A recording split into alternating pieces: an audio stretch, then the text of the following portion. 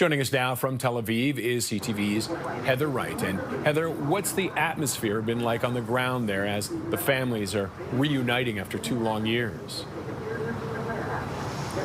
Certainly, Roger. There's an air of lightness here after those 2 long years. A lot of people we spoke with have said that they had been stuck on October 7th, unable to move on from that terrible, terrible day. But now with the return of those 20 living hostages, there is a sense that people here in Israel can start to move forward. Obviously, those 20 hostages, they have a long road of recovery. They've been reunited, as you've seen, with their families, and they're at hospitals across Israel getting the treatment and the care that they need. But there is still, of course, the question of the deceased hostages that were not returned home today.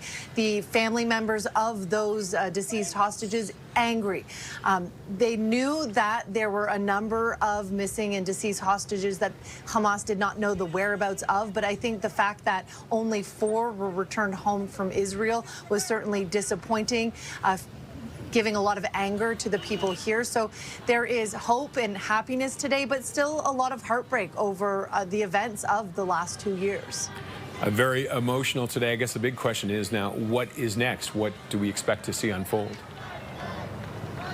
Well, that is the big question, and that, of course, is the question that leaders are starting to talk about in Egypt. Of course, that is a meeting being dubbed a peace summit. They are signing the official ceasefire agreement that has ended the war in Gaza, but that is just really phase 1 of this ceasefire plan. And it doesn't really get to some of the more contentious elements of getting to a broader agreement between Israel and Palestinians.